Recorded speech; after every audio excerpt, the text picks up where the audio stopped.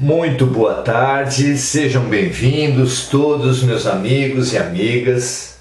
Oração Ação em mais uma edição. Estamos aqui juntos com muita alegria. Chegamos hoje ao nosso nosso encontro número 573. Uma bela trajetória, praticamente 2 anos seguidos de encontros, de estudos. Mais recentemente, tomando como foco o conhecimento da vida, o conhecimento da estrutura, do funcionamento da vida, o autoconhecimento, o nosso universo interior, e a prática do bem como caminho de evolução, caminho de melhoria, tanto do mundo externo quanto do mundo interno. Muito felizes de estarmos juntos. Vamos nesse roteiro, de acordo com o Livro dos Espíritos, esse livro fundamental, a codificação de Allan Kardec do Espiritismo. Independente da religião sua, conheça, estude esse livro. Se quiser conosco, será uma honra. É o que nós estamos fazendo hoje na questão número 132, abrangendo essa compreensão maior da vida. Qual o sentido da reencarnação? Se somos todos espíritos, se a nossa verdadeira pátria é o mundo espiritual, qual o sentido de adquirirmos, de ganharmos um corpo e virmos viver na matéria? Essa é uma das questões, é uma derivação, é uma especialização de uma das questões mais importantes da filosofia: qual o sentido da vida? Aqui toma-se especificamente qual o sentido da encarnação.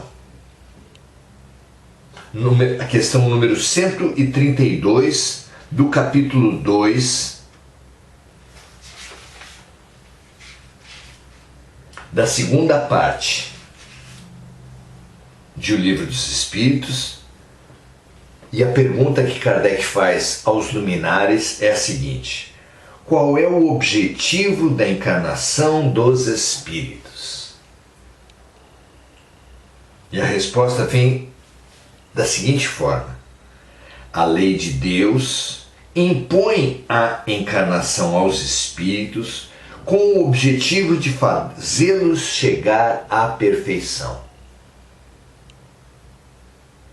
Para uns, a encarnação é uma expiação. Expiação tem a ver com limpar-se, com curar-se, com melhorar-se em relação a erros do passado. Então, aqui os Espíritos falam que para uns a encarnação é expiação, é oportunidade de resgatarmos nossos erros do passado. Para outros, dizem os Espíritos, é uma missão, é uma prestação de serviço. Obviamente, para ter esse objetivo de missão precisam ser espíritos muito mais elevados que a média dos que encarnam na Terra, e eles vêm então não para propriamente se limpar, se curar de erros passados, como aqueles ligados à expiação, mas para prestar um serviço por fraternidade e, através desse serviço de fraternidade, melhorar a si mesmo para expandir-se a um futuro de luz. São duas situações muito diferentes que ainda serão trabalhadas em outras questões do Livro dos Espíritos, mas que aqui ele deixa claro: para uns a encarnação é uma expiação, para outros é uma missão. Mas para chegar a essa perfeição devem os espíritos passar por todas as dificuldades da existência no corpo físico. É nisso que consiste a expiação. Vamos então entender melhor essa parte. Nós dissemos que estudar o objetivo da encarnação, como propõe aqui Kardec, é uma derivação da questão maior, clássica na filosofia, de qual o sentido da vida. Pergunta que os luminares, que os filósofos, que todo espírito inteligente faz a si mesmo, e que Jesus respondeu quando propuseram a ele qual o maior mandamento da vida. Sob a forma de qual o maior mandamento da vida, a verdadeira questão que estava lá colocada era qual o sentido da vida. E a resposta foi: amarás o Senhor teu Deus de todo o teu entendimento, de todo o teu coração, com toda a tua alma, e amarás o teu próximo como a ti mesmo. Mas, diz Jesus, há um segundo mandamento semelhante a esse: amarás o teu próximo como a ti mesmo. Nisso, revelou o Messias, está contida toda a lei e os profetas, ou seja, toda a Bíblia em duas frases, duas orações. Não é fantástico? O sentido da vida está claramente colocado. O primitivismo, o estágio primitivo, assim, fica claro como a revelação dos Espíritos como os Espíritos deixam claro por toda a codificação. A origem de todo o mal, a origem de todo o primitivismo humano é o egoísmo. E Jesus deixa claro no sentido maior, no mandamento maior, que o objetivo, o sentido da vida, a evolução real é o amor. Essa é a trajetória existencial nossa, do egoísmo ao amor, do sentimento que apequena, que restringe, que limita, que aprisiona, que é o egoísmo, ao amor, que é universal, que é profundo, que é libertador, que cobre a multidão dos pecados, segundo Jesus. Então, essa é a trajetória humana. E qual é o caminho que nós podemos e devemos adotar para sair do egoísmo rumo ao amor? É o serviço compassivo, que Jesus maravilhosamente conceituou da seguinte forma: façam aos outros o que vocês gostariam que os outros fizessem a você. Serviço compassivo, serviço da compaixão, o serviço que se coloca no lugar do outro. Mas isso ainda é genérico. E o espírito, se ficasse apenas no mundo espiritual, sem as demandas, os desafios típicos do corpo físico, da matéria, ele tenderia a se acomodar, a não buscar esse serviço compassivo prestado ou recebido. Então, somos colocados na matéria, responde os espíritos, para passar por todas as dificuldades da existência no corpo físico. Por que é preciso passar por todas as dificuldades da existência no corpo físico? Porque essas dificuldades nos chamam à cooperação, nos exigem a cooperação, nos induzem a praticar a cooperação. Quais são essas necessidades, essas dificuldades da existência no corpo físico? Em primeiro lugar, vindos ainda do mundo animal, o instinto de sobrevivência. Coletivamente, o instinto de sobrevivência nos leva à reprodução. E Deus escolheu para os homens a reprodução sexuada, ao invés de outros seres, como por exemplo as amebas. Seres que, chegados à maturidade, a um tamanho grande, começam a fazer uma cintura e deixam de ser algo como um 0 para ser algo como um 8. Um 0 que fez uma cintura, fez uma cintura, fez uma cintura, até que transformou-se em 2 e reproduziu-se. Ora, se é possível fazer uma reprodução assexuada, por que Deus trouxe à criatura humana a reprodução sexuada? Porque era necessário, para alcançarmos o sentido maior da vida, que é o amor, aprendermos a cooperar entre os sexos. Exercitar a cooperação e o afeto era fundamental, e vem sendo nesse sentido a evolução da sexualidade humana. A cooperação, a relação, a interação cada vez mais afetiva. Também no campo da sobrevivência, ainda no campo do instinto, Deus nos colocou na carne como um dos seres mais fracos, com garras mais fracas, com músculos menores, com porte físico diminuído. Como poderíamos, por que Deus nos colocou assim? Claro, somos animais de rebanho. É no rebanho, é no coletivo, do coletivo que vem as nossas defesas. Aprendemos a cooperar para sobreviver. E a cooperação, mais uma vez, para além da cooperação entre os sexos para a reprodução, a sobrevivência nos exigiu a cooperação para a defesa.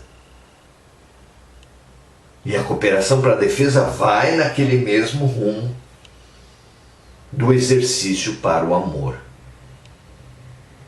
Assim como a cooperação depois, na evolução do ser humano,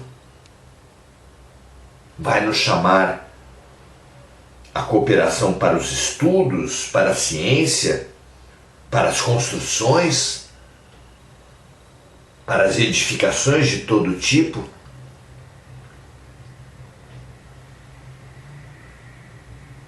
Para todas as realizações humanas, nós precisamos cooperar. E a cooperação é sempre um estágio básico para aprendermos um dia a amarmos-nos uns aos outros. Aqui somos obrigados a cooperar para nos defender, somos obrigados a cooperar para plantar, para colher, para cuidar de animais, para nos defender dos predadores, para nos defender da mesma espécie. O maior predador do homem é o homem mesmo. E tudo isso nos tem levado a desenvolver técnicas, ciências, aparelhos, a pensar sobre o sentido da vida, a desenvolver filosofias, religiões. E para isso tudo o diálogo, a interação, a fraternidade, a solidariedade vem se mostrando ferramentas fundamentais. Isso tudo é fruto da vida na carne. São exatamente as dificuldades da existência no corpo físico a que se referem os espíritos. Por aí, começamos a entender a questão fundamental da noite de hoje, que é o objetivo da encarnação dos espíritos.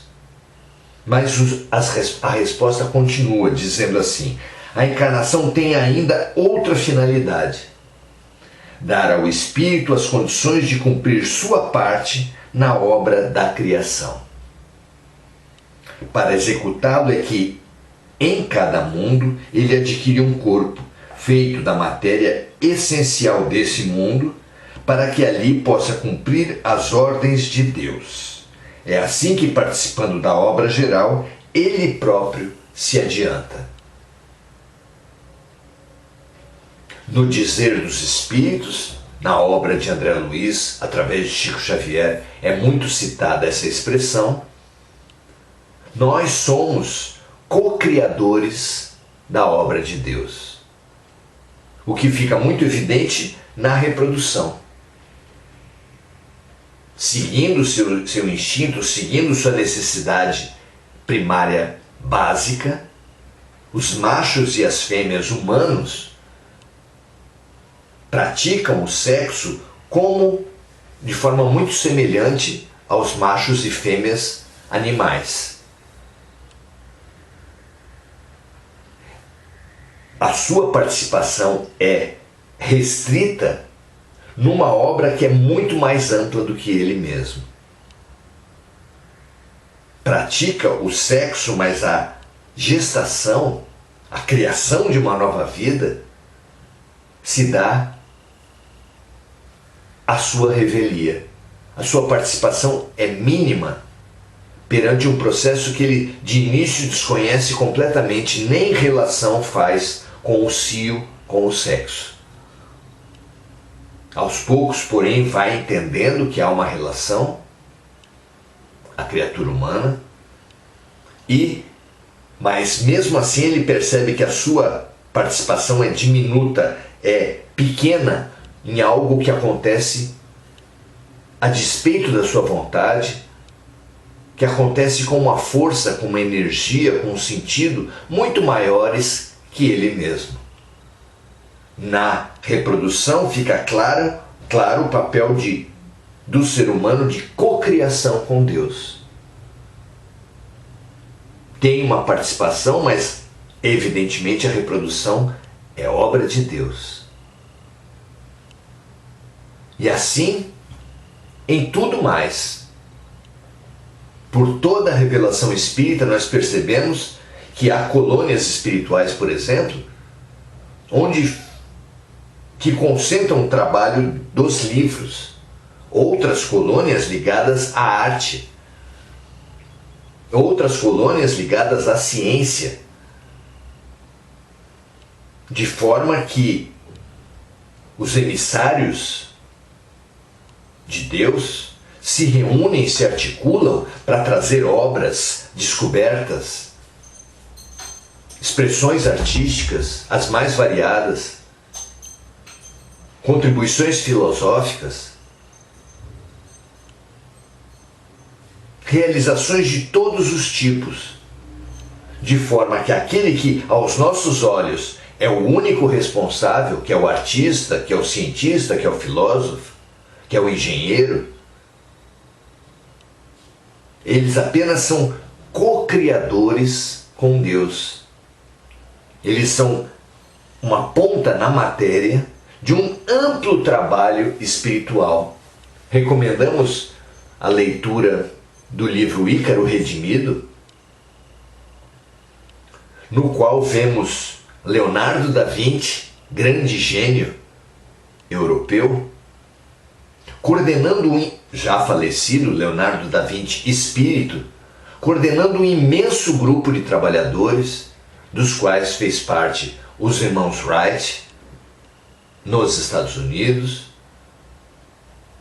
Alberto Santos Dumont, brasileiro, na França, entre outros cientistas que, sob a inspiração de Leonardo, sob a influência dos assistentes de Leonardo da Vinci, foram de conquista em conquista alcançando a realização do antigo sonho da humanidade de ter um aparelho, de ter um aparelho mais pesado que o ar que voasse. foi a descoberta do avião. E todas as outras ciências, todas as outras realizações se dão basicamente nesse mesmo molde. Um grupo de trabalho, coordenado por um espírito de grande elevação, que traz, que intui, que facilita o trabalho do aparentemente solitário realizador humano. Da mesma forma, os crimes, as violências de todo tipo, as guerras,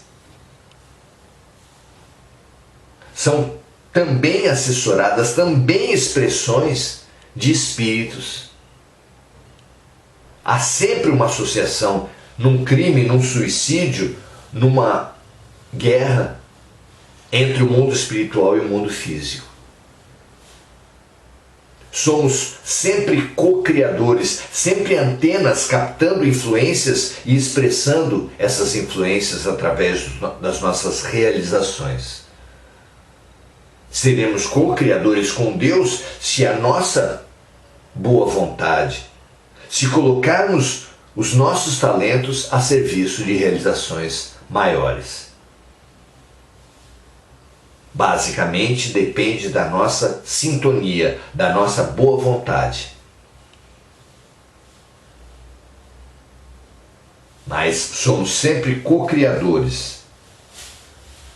Como diziam os Espíritos aqui, é assim que, participando da obra de Deus, Ele próprio se adianta.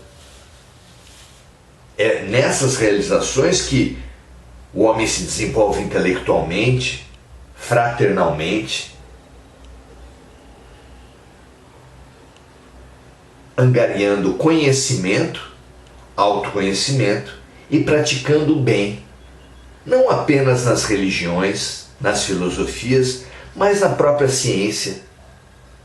Por toda parte, sempre que um ser de boa vontade se movimenta, ele vai avançar nessa tríade: conhecimento, autoconhecimento e prática do bem.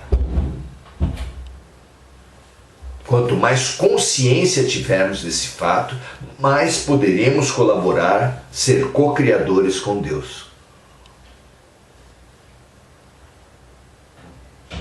Com essa ciência, saberemos que a todo momento estaremos dialogando com o mundo espiritual e que depende de nós, da nossa consciência, da nossa sintonia, o conectar-se com as luzes ou com as sombras, com orgulho ou com amor. Que essa consciência facilite as nossas decisões, nos estimule e nos encoraje a cada dia, a cada momento de cada dia, vigiarmos nossas mentes, nossas vibrações e elevarmos essas vibrações. Vigiar e orar para não cairmos. Ressalta, assim, como uma luz, a grande receita do Mestre. Muito bom aprendermos juntos. Saudar Maria José Sobral, nossa grande amiga, Gugu Souza, nossa companheira de estudos, muito feliz por estarmos juntos, Dileia Ballarina Escobar, muito bom, Dileia, nossa grande companheira daqui também, Grazi Lozada, muito bom estarmos juntos, Andréa Salvatore, amiga de muitos caminhos das palestras presenciais, dos estudos, muito bom estarmos juntos, e Ju Passos, seja também muito bem-vinda, Ju, muito bom estarmos juntos, muito bom aprendermos juntos, aprendemos sempre o fora, o dentro e o caminho para avançarmos do egoísmo ao amor, do medo à fraternidade. Que assim seja para todos nós. Até amanhã estaremos juntos. Compartilhe se você entender a riqueza desse material para o avanço das pessoas. Paz e bem, prazer estarmos juntos.